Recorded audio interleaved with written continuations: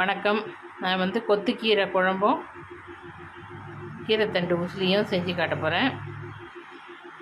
கொத்துக்கீரை குழம்புக்கு இந்த மாதிரி முளைக்கீரை, இதுதான் முளைக்கீரைன்னு பேர். இதுதான் பெருசாக வளர்ந்து தண்டு கீரையாக மாறும். கீரைத்தண்டு குழம்புலாம் வைப்பாங்களே அது.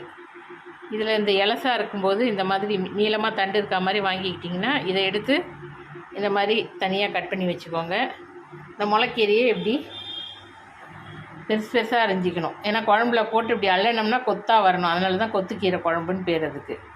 கொத்துக்கீரை குழம்புக்கு இந்த மாதிரி கீரையை அரிஞ்சு வச்சுக்கிட்டு வெங்காயம், தக்காளி, புளி எல்லாம் இது சாம்பார் வைக்கிற மாதிரியே தான். ஆனால் கீரையை மட்டும் கொஞ்சம் முதல்ல நல்லா குழம்பு கொதித்த பிறகு, அதாவது வெங்காயம், தக்காளி, மிளகாத்தூள் எல்லாம் கொதித்த பிறகு அதுக்கப்புறம் கீரையை போட்டு ஒரு 2 நிமிஷம் வேக வச்சுட்டு பருப்பு ஊற்றி அதுக்கப்புறம் புளி ஊற்றணும். இந்த கீரைத்தண்டு உசிலிக்கு கீரைத்தண்டு இப்படி பொடியாக அரிஞ்சிக்கணும். வெங்காயம் பூண்டு இது மாதிரி பொடியாக அரிஞ்சிக்கிட்டு கொஞ்சமாக கரம் மசாலா தூள் போட்டு தாளிச்சிட்டு இதை வேக வச்சு ட்ரையாக வெந்துடணும். தண்ணி கொஞ்சம் கூட இருக்கக்கூடாது. இந்த மாதிரி வேக வச்சுட்டு அதுக்கப்புறம் கடைசியாக சோம்பு, பொட்டுக்கடலை, மிளகாய், இதான் காரத்துக்கு. இதை பவுடர் பண்ணி இதில் தூவி நல்லா ரோஸ்ட்டாக வறுத்து எடுக்கணும். அதான் கொத்துக்கீரை குழம்புக்கு குழம்போட தாளிச்சாச்சு. அது நல்லா பொரிஞ்ச உடனே வெங்காயம்,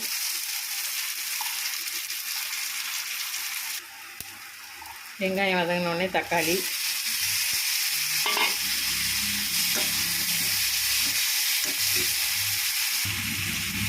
வதங்கினோடனே இதுக்கு தேவையான அளவு கொஞ்சமாக மஞ்சள்தூள்,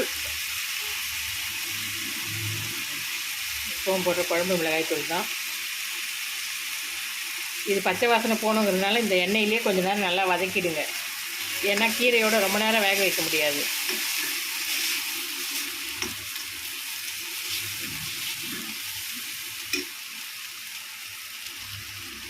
கொஞ்சம் பெருங்காயத்தூள், தேவையான அளவு உப்பு போட்டு கொஞ்சம் நேரம் வேக வச்சு எடுத்துக்கோங்க. இது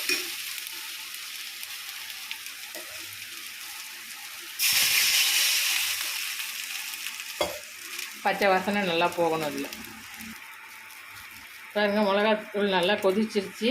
இப்போது இதில் இந்த கீரையை போட்டுக்குவோம்.